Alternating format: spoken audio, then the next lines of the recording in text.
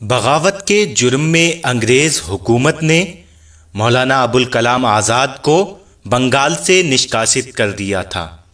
تب 1916 سے 1919 تک وہ رانچی میں نظر بند رہے۔ اس دوران انہیں رانچی کی جامع مسجد میں جمعے کی نماز کی اجازت دی گئی۔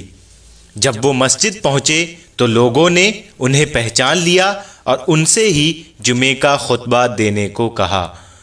انہوں نے اپنے خطبوں میں عربی کی جگہ اردو کا استعمال شروع کیا۔ اگر ہم امن کی دھن میں نکلنا چاہتے ہیں تو سب سے پہلے ہمیں چاہیے کہ انسانوں اور قوموں کے دماغوں کے دروازے پر دستک دیں، کھٹکھٹائیں۔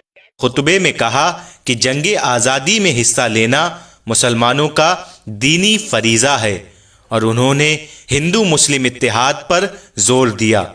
ان کے خطبوں کے پربھاؤ سے رانچی کے مسلمانوں نے آزادی کی لڑائی میں پورے جوش و جذبے کے ساتھ بھاگ لینا شروع کر دیا۔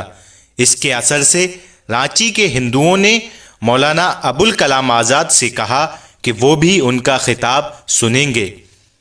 چونکہ انگریز سرکار نے مولانا آزاد کے سارجنک بھاشن پر پابندی لگا رکھی تھی، اسی لیے مسجد میں ہی ایک کمرہ بنایا گیا جہاں شہر کے ہندو جمعے کا خطبہ سننے کے لیے آنے لگے۔ شاید یہ بھارتی اتہاس کی پہلی گھٹنا رہی ہوگی جب ہندو بھی جمعے کا خطبہ سننے مسجد میں آتے رہے ہوں۔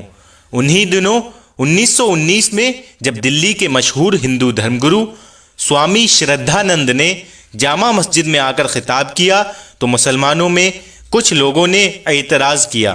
تب مولانا ابوالکلام آزاد نے ایک کتاب لکھی، جامع الشواہد، کلیکشن آف پروف، اور پھر یہ ثابت کیا کہ اسلام میں غیر مسلموں کے مسجد میں آنے پر کوئی پابندی نہیں ہے۔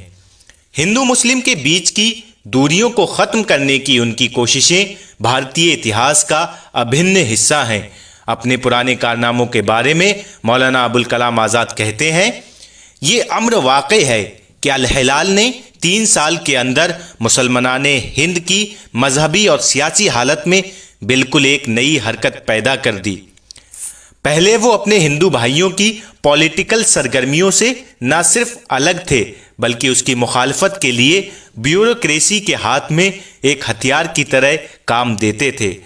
گورنمنٹ کی تفرقہ انداز پالیسی نے انہیں اس فریب میں مبتلا کر رکھا تھا کہ ملک میں ہندوؤں کی تعداد بہت زیادہ ہے، اگر ہندوستان آزاد ہو گیا تو ہندوؤں کی گورنمنٹ قائم ہو جائے گی، مگر الہلال نے مسلمانوں کی تعداد کی جگہ ایمان پر اعتماد کرنے کی تلقین کی اور بے خوف ہو کر ہندوؤں کے ساتھ مل جانے کی دعوت دی۔ اسی سے وہ تبدیلیاں رونما ہوئیں جس کا نتیجہ آج متحدہ تحریک خلافت اور سوراج ہے۔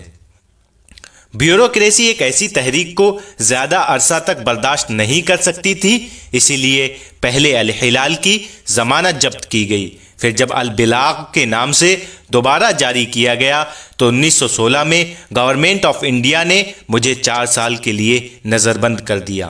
نظر بندی کے دوران ہی مولانا آزاد نے 15 اگست 1917 کو رانچی میں انجمن اسلامیہ کی استھاپنا کی اور اس کے کچھ دنوں بعد رانچی میں شکشا کا دیپ جلانے کے لیے مدرسہ اسلامیہ کی بنیاد ڈالی، اور اس سنستھان کو کھڑا کرنے میں رانچی کے مسلمانوں کے ساتھ ساتھ ہندوؤں کا بھی ایک بڑا یوگدان تھا۔